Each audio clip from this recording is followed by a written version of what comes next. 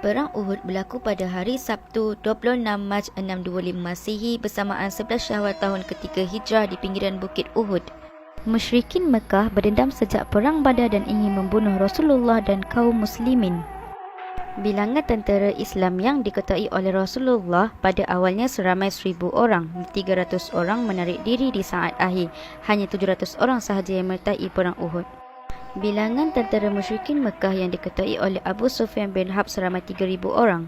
Pra-pertempuran Uhud. Kisah Bani Sulaim. Bani Sulaim bekerjasama dengan pihak musyrikin Mekah menentang Islam. Rasulullah menerima berita tentang Bani Sulaim ingin menyerang Madinah. Baginda bermesyuarat bersama para sahabat dan menghantar 200 tentera Islam. Setelah tentera Islam sampai di Quratul Qud, Bani Sulaim telah melarikan diri dari kampung mereka. Tentera Islam menunggu selama 3 hari di kampung Bani Sulaim dan dapat merampas 500 unta. Operasi di Al-Qaradah. Apabila tiba musim panas, orang-orang musyrikin Makkah akan berniaga di Syam.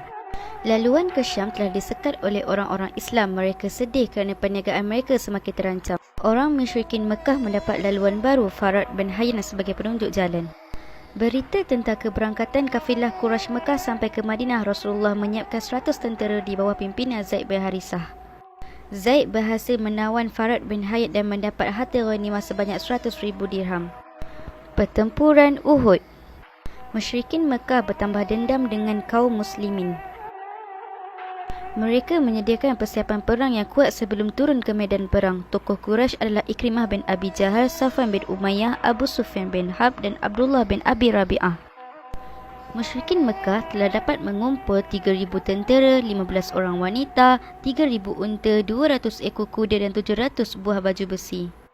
Abbas bin Abu Muttalib telah menghantar surat kepada Rasulullah di Madinah untuk memberitahu rancangan dan persiapan kaum Quraisy untuk memerangi baginda dan pengikutnya. Sejak berita itu diterima, Madinah sentiasa dalam keadaan bersiap siaga. Rasulullah segera bermusyawarah dengan para sahabat dan membahagikan pasukannya menjadi 3 kumpulan utama, iaitu kumpulan Muhajirin, kumpulan Aus dan kumpulan Khazraj. Abdullah bin Ubay bapa munafik melakukan pengkhianatan dengan membawa pulang 300 tentera. Baginda mendirikan kemah yang menghadap ke Madinah dan menjadikan Bukit Uhud sebagai benteng pertahanan mereka dari arah belakang. Rasulullah memilih pasukan pemanah berjumlah 50 orang yang dipimpin oleh Abdullah bin Zubair untuk berpusat di atas Bukit Rumat. Rasulullah telah memberi pesanan kepada pasukan pemanah. Sayap kanan pasukan dipimpin oleh Al-Muzi bin Amru, sedang di sayap kiri ditempatkan Zubair bin Al-Awan. Di barisan hadapan ditempatkan pendekar-pendekar perang kaum muslimin. Hamzah bin Abdul Muttalib berperang bagaikan singa yang sedang mengamuk. Dia akhirnya tewas di tangan seorang hamba bernama Wahsy.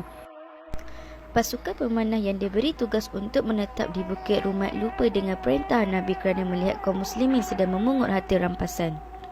Kemudian, 40 orang dari 50 orang pasukan pemanah itu meninggalkan lereng bukit. Khalid bin Walid serta pengikutnya mengambil kesempatan tersebut dengan membinasakan Abdullah bin Zubair dan teman-temannya lalu menyerang kaum muslimin dari arah belakang. Kaum muslimin porak-poranda di tengah kekacauan itu. Manakala orang-orang kafir tetap berusaha mencari Rasulullah untuk dibunuh. Antara mereka adalah Ibnu Qam'ah. Dia terdengar suara Rasulullah yang memanggil para sahabat. Tetapi Mus'ab segera menghalang dan dibunuh oleh Ibnu Qam'ah yang menyangka dia adalah Rasulullah.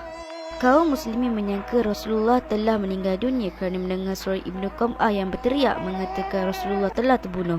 Ka'ab bin Malik adalah orang yang pertama kali melihat baginda dan dia pun berseru kepada kaum muslimin agar gembira kerana Rasulullah masih hidup. Setelah Rasulullah melaksanakan strategi pengunduran secara teratur menuju bukit, di samping kembali menyusun taktik dan strategi untuk menyerang balas. Akhirnya, kaum muslimin dapat sampai ke bukit menuju tempat yang aman.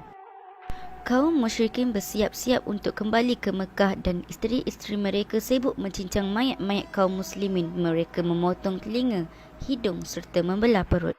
Menurut beberapa riwayat, jumlah kaum muslimin yang gugur di pertempuran Uhud adalah 70 orang, manakala jumlah yang gugur dari kaum musyrikin adalah sekitar 20 hingga 23 orang.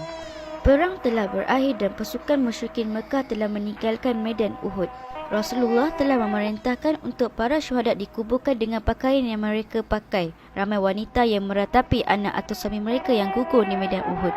Petang Sabtu 7 Syawal tahun ketiga Hijrah, Rasulullah tiba di kota Madinah. Sesampai ke pangkuan keluarganya, baginda menyerahkan pedangnya kepada Fatimah untuk dibersihkan. Malam harinya, kaum muslimin menjaga hampir di seluruh sudut di penjuru Madinah serta menjaga pemimpin tertinggi mereka, Rasulullah. Hikmah dan ibrah pertempuran Uhud. Pertama, pentingnya musyawarah. Dalam perang Uhud, jelas Rasulullah sangat mengutamakan prinsip syura. Kita seharusnya mengikuti dan patuh hasil keputusan syura dan tidak boleh menentang. Kedua, bahaya kaum munafik. Dalam peperangan ini, kaum munafik menunjukkan belangnya. Kita mestilah sentiasa berwaspada dengan golongan ini kerana kemunafikan selalu wujud dalam setiap zaman. Ketiga, kecanggihan perang strategi Rasulullah. Perang ini menunjukkan kebijaksanaan Rasulullah dalam menyusun strategi. Kecanggihan mengatur strategi mestilah diteladani oleh kaum muslimin kerana dapat mengasah minda dan bijak dalam membaca pergerakan lawan.